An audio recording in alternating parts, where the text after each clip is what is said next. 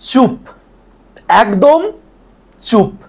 চারপাশে যখন সবাই প্রচন্ড চেঁচামেচি করে না, তখন চুপ থাকাটাই শ্রেয়।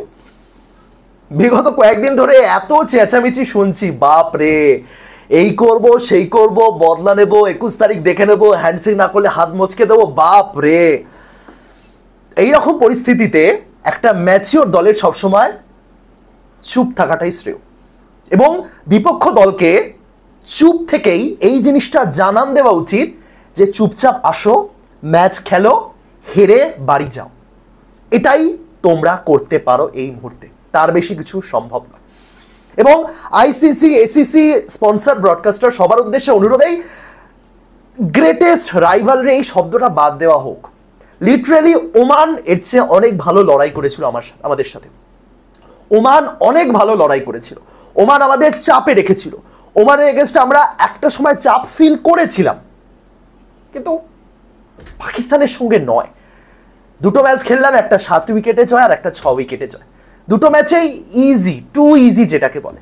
অভিষেক শর্মাই কাফি আমাদের জন্য পাকিস্তানকে হারানোর জন্য। সবচেয়ে আশ্চর্যের ব্যাপার, ওই ফাহিম আশরাফ উইকেট তোলার পর 105 রানের মাথায় যখন প্রথম উইকেটটা তুললেন, তখন তিনি আলাদা লেভেলের সেলিব্রেশন করলেন। বাপ রে বাপ, মানে এরকম সেলিব্রেশন তো মানে বিশ্বকাপ জিতলে লোকে করে, ইয়াস ইয়া ইয়া। 105 রানের মাথায় একটা উইকেট তুলেছেন, সত্যি কম কথা? 105 রানের মাথায় উইকেট তুলেছেন, 100 রানের পার্টনারশিপ ভেঙে দিয়েছেন। এক একটা উইকেট পড়ছে এবং যেরকম সেলিব্রেশন দেখতে পাচ্ছি, বাপরে, মনে হচ্ছে তো এই গেলাম রে, এই গেল, এই ভারত হেরে গেল, এই যা বিশ্বকাপ বেরিয়ে গেল হাত থেকে। দিনের শেষে কি রেজাল্ট? 14 তারিখ হলো, 21 তারিখ হলো, এবার 28 তারিখ, আরো একটা 28 তারিখ, মানে আরো একটাই ভারত ভার্সেস পাকিস্তানের জন্য সবাই অপেক্ষা করছেন। সবাই মানে আর কি, যারা মানে ভারত পাকিস্তান ম্যাচ, ওই গ্রেটেস্ট রাইভালরি চাই, না হলে টুর্নামেন্ট করবো না, এশিয়া কাপ হবে না, এই টাইপের যাদের আর কি মনোভাব, আমি মেনলি স্পন্সর এবং ব্রডকাস্টারদের কথাই বলতে চাইছি, তারা একদম মানে হিসেব করে রাখেন, তারাও আলাদা করে সমীকরণ করেন কিন্তু, যে আচ্ছা আমাদের 20 দিনের মধ্যে এশিয়া কাপ করতে হবে, তাহলে 20 দিনের মধ্যে আমরা কি 3টে রবিবার পাচ্ছি? হ্যাঁ পাচ্ছি, 3টে রবিবার, 3টে ভারত ভার্সেস পাকিস্তান ম্যাচ হবে। আর দুটো তো হবেই, কারণ ভারত পাকিস্তান গ্রুপ এতে থাকবে, সেখান থেকে তারা পরের রাউন্ডে যাবেই, এবং ফাইনালে যদি হয়, যদি সম্ভব হয়, একটা চেষ্টা তো করা যাক। কিন্তু আজ পর্যন্ত Bharat versus Pakistan Asia cup final হয়নি। ভারত গেলে পাকিস্তান যায়নি, পাকিস্তান গেলে ভারত যায়নি। সুতরাং এবারেও আমি জানি না হবে কিনা, তবে এই পাকিস্তানের অ্যাকচুয়ালি ফাইনালে না যাওয়াই উচিত। এর চেয়ে বেটার বাংলাদেশ খেলেছে, এর চেয়ে বেটার শ্রীলঙ্কা খেলেছে, এর চেয়ে বেটার ওমান খেলেছে। যাই হোক, অনেকে আমাকে ভাবতে পারে অতিরিক্ত অহংকার করছে, ব্যাপারটা ওরকম নয়। কিন্তু সত্যি কথা বলতে, এই পাকিস্তান লড়াই কোথায় করলো? আজকেও সেম এক পেশে লড়াই, হয়তো আজকে হয়নি, কিন্তু স্টিল ভারত একটা সময়ের জন্য কিন্তু ভারতকে ম্যাচের বাইরে চলে গেছে ভারত, এমনটা ছিল না। কেউ যদি পাকিস্তানের প্রথম 10 ওভার দেখার পর মনে করে যে গেল, আজকে ভারত গেল, তার অ্যাকচুয়ালি ওই যে বলে না, আগে থেকে লাফালাফি করা, যেটা আমিও একসময় করতাম। আমি নিজের ক্ষেত্রে এই জিনিসটা বলছি, আমিও এককালে করেছিলাম, বাট এখন ম্যাচিওর হয়ে উঠেছে এবং এখন জানি যে একটা ম্যাচের 1/4 ভাগ দেখার পর লাফালাফি করার কোনো প্রয়োজন নেই। স্টিল ভারতীয় দলের পারফরমেন্স নিয়ে আবার অনেক কমপ্লেন রয়েছে, অনেক সমালোচনার প্রয়োজন, কিন্তু দিনের শেষে আজ মহালয়া, এবং মহালয়ার এই শুভ লগ্নে, মানে মহালয়ার শুভ লগ্নে নয়, যাই হোক, মানে এরপর দেবী পক্ষ শুরু হচ্ছে, তার শুভ লগ্নে পাকিস্তান। যাই হোক, ম্যাচের প্রসঙ্গে আসি। অনেক কিছু মানে ম্যাচের বাইরের অনেক কিছু কথা বললাম, ম্যাচ সম্পর্কে বলি। বোলিং দিয়ে শুরু করি, ঠিক আছে? যে জায়গাতে আমি বললাম যে অনেক কমপ্লেন রয়েছে। প্রথমত, জসপ্রীত বুমরার একটা রেয়ার ব্যাড ডে গেল, তবে এই রেয়ার ব্যাড ডেটা এরপরেও চলতে পারে বলে আমার মনে হচ্ছে। সামহাউ জসপ্রীত বুমরা সেই বুমরা মনে হচ্ছে না। তিনি কোনো কারণে আউট অফ ফর্ম রয়েছেন, নাকি ঠিকঠাক ছন্দ খুঁজে পাচ্ছেন আমি জানি না, বাট সেই বুমরা কিন্তু এই বুমরা নন, ঠিক আছে? যে বুমরা আসবেন একদম আলাদা লেভেলের উইকেট তুলে নিয়ে বেরিয়ে যাবেন, তো টাচে নেই বুমরা, বল হাতেও যে টাচ যে ব্যাপারটা থাকে সেটা নেই তিনি। সো অপশান আছে একটা, তাকে বসিয়ে অর্শদীপ সিংকে খেলানো যেতে পারে, কারণ একটা পেসার তো দরকারি, অথবা বুমরাকে কি বলবো, ফর্মে ফিরতে হবে। একটা মানে বিগত কয়েক বছর একটা জিনিস দেখে এসেছি যে কোনো সিচুয়েশনে যখন অতিরিক্ত এফোর্ট দেওয়ার প্রয়োজন নেই আমরা বুমরাকে রেস্ট দিয়ে দিয়েছি, পরের ম্যাচে আবার বুমরাকে কামব্যাক করেছি। এক্ষেত্রেও তো তাই দেখলাম, ওমানের এগেনস্টে রেস্ট বুমরাই পেলেন, রেস্ট বুমরাই পেলেন, কারণ বরুণ চক্রবর্তীকে রেস্ট দেওয়া হয়নি, বরং বরুণ চক্রবর্তীর পরিবর্তে দুটো পেসার মানে বুমরা এবং বরুণ বসলেন, তার জায়গায় দুটো পেসার ব্যবহার করে দেখা হলো যে কে ব্যাকআপ অপশন হতে পারেন আমাদের জন্য। সুতরাং রেস্ট বরুণ পাননি, বরং বরুণের জায়গায় অন্য একটা অপশন ট্রাই করা হয়েছে, কিন্তু রেস্ট বুমরাকে দেওয়া হয়েছে। তো সেই রেস্টের চক্করে কোনোভাবে তার ছন্দ ঠিকঠাক হচ্ছে না নাকি কি হচ্ছে না আমি জানি না, বাট মেবি আরেকটু কিছু এফোর্ট বুমরা থেকে এক্সপেক্ট করা যেতে পারে। বা টিম ম্যানেজমেন্টকে ভাবতে হবে যে বুমরাকে কি আমরা পরের ম্যাচগুলো খেলাবো নাকি রাশিদীপকে ট্রাই করবো। এমন নয় যে চল বুমরাকে একটা ম্যাচ বাদ দিয়ে পরের ম্যাচ আবার ফেরালাম, এমনটা নয়। আমি পার্সোনালি চাই যদি বুমরাকে কোনোভাবে বসানো হয় বাকি ম্যাচগুলো এই আর্শদীপ সিংই খেলুন, বাকিটা যা হবে দেখা যাবে। বাট ঠিক আছে, প্রত্যেক দিন তো আর বুমরা ম্যাচ উইনার, আমাদের ভারতীয় ক্রিকেট ইতিহাসের অন্যতম শ্রেষ্ঠ ম্যাচ উইনার হলেন জসপ্রীত বুমরা। সুতরাং এখনো ওই জিনিসটা মোটেও বলা যাবে না যে বুমরা দ্বারা আর কিছু হবে না, এমনটা না, বাট সামহাউ সেই টাচে তিনি নেই। ঠিক আছে, পেস বোলিংয়ে শিবম দুবে যে কাজটা করছেন তার একটা বড় কারণ হলো স্লোয়ার তিনি দিচ্ছেন, তার বলে গতি নেই, এবং সেটাই এই পিচে তার জন্য একদম আদালবের মারাত্মক অস্ত্র হয়ে উঠছে। সুতরাং শিবম দুবের বোলিং এরপরও আমরা দেখবো, কারণ বাকি সবকটা ম্যাচই দুবাইতে রয়েছে। আর হার্দিক পান্ডিয়া পাওয়ার প্লেতে বোলিং করছেন, শেষ দিকে ডেথ ওভার একটা হয়তো করবেন, তো ঠিক আছে হার্দিক পান্ডিয়ার খুব একটা সমস্যার কিছু নেই, কিন্তু ওই ঘুরে ফিরে প্রত্যেকবার শর্ট বল করা, যখন ব্যাটার উইকেট নিজে থেকে দিচ্ছেন না তখন আমি কিছু কাজ মানে এক্সট্রাঅর্ডিনারি কিছু না করে শর্ট বল দেওয়া, এই থিওরির খুব একটা প্রয়োজন আছে বলে আমার মনে হয় না। ওমানের এগেইনস্টও দেখেছিলাম, আজকেও সামহাউ সেই জিনিসটাই প্রয়োগ হচ্ছিল এবং পাকিস্তান তো সেই জিনিসটাই করে গেল, শর্ট বল শুরুই হলো শর্ট বল দিয়ে।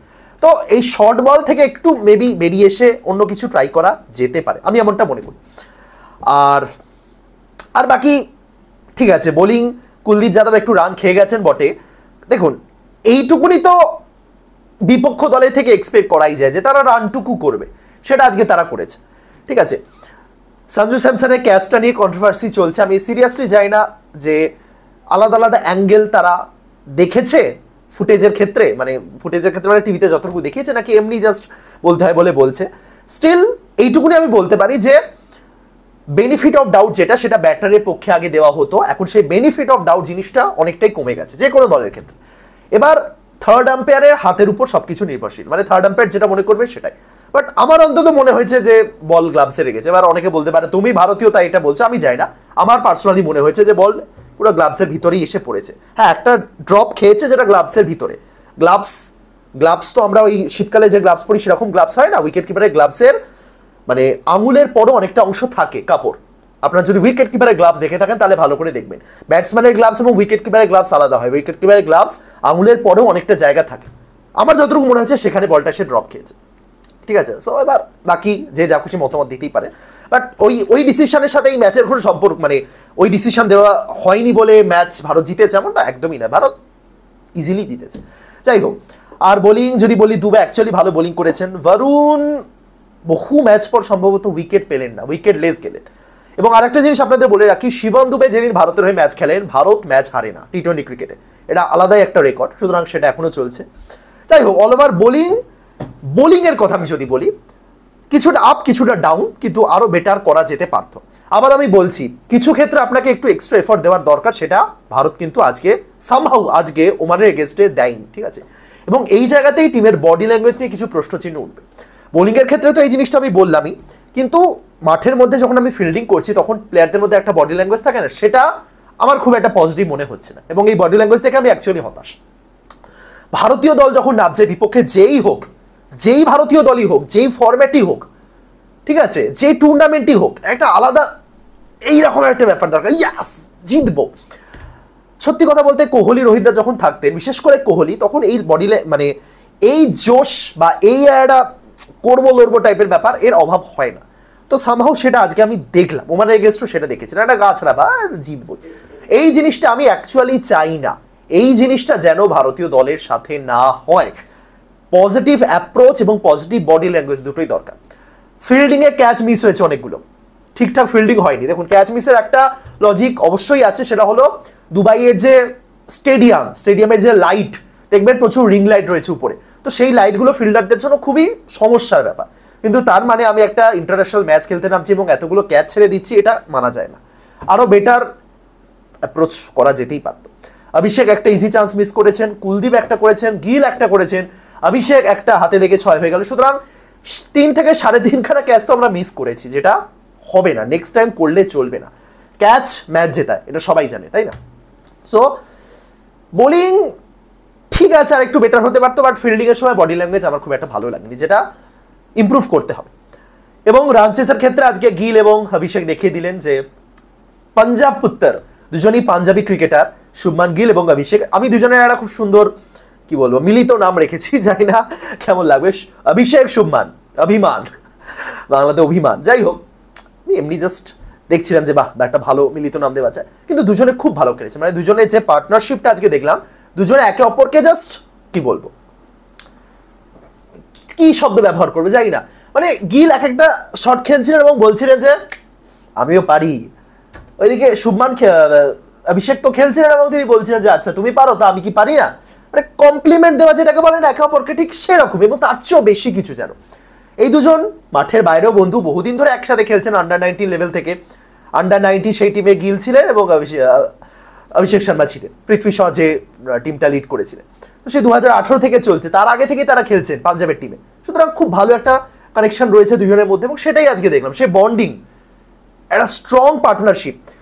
দেখুন গিল ব্যর্থ হচ্ছিলেন ঠিক, কিন্তু গিল আগের দুটো ম্যাচে যেভাবে আউট হয়েছিলেন, সাইম আয়ুবের এগেনস্টে ওই গ্রুপ লিগের ম্যাচটাতে দারুণ বল ছিল, এবং তারপরের দিন ওমানের এগেনস্টে একটা আনপ্লেয়েবল বল ছিল।